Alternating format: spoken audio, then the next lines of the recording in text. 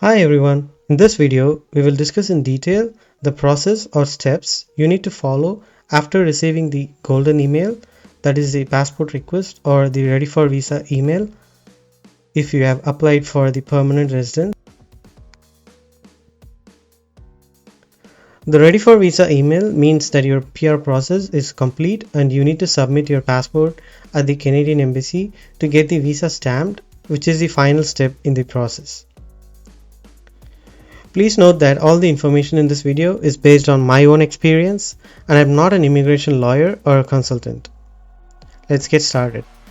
After receiving the passport request email, you need to complete 3 steps to get the confirmation of permanent residence document and a visa stamped in your passport. All these steps should be completed within 30 days of receiving the ready for visa email. As soon as you receive the ready for visa email, take time to thoroughly read all the instructions in the email and print a hard copy of the email for reference. Now let's look at the 3-step process for getting the visa stamped in your passport. Changes to the family composition, such as the birth of a child, marriage, divorce, or adoption, must be informed to IRCC. Any criminal charges and changes in the health condition of yourself or any accompanying dependents must be informed to IRCC. You would also need to inform IRCC about any changes to your contact information, such as the phone number, email address, and your mailing address. Your PR may be rejected if you fail to inform these things to IRCC after receiving the passport request. You can inform any of these changes by raising an IRCC web form. You can click the link above to find out how to submit a web form request. You need to submit the original passport of yourself and any accompanying dependents if applicable.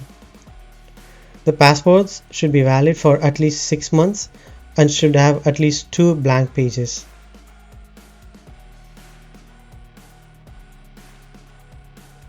You need to submit the copy of the ready for visa email or the passport request email that you received from IRCC.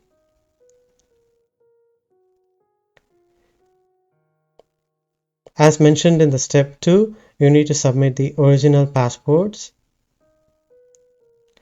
You also need to submit 2 photographs of yourself and any accompanying family members.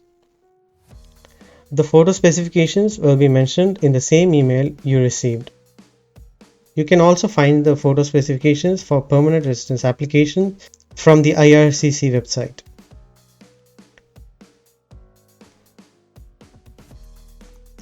Please make sure to pay the right of permanent residence fee if you haven't paid already, and submit the copy of the receipt along with the passports.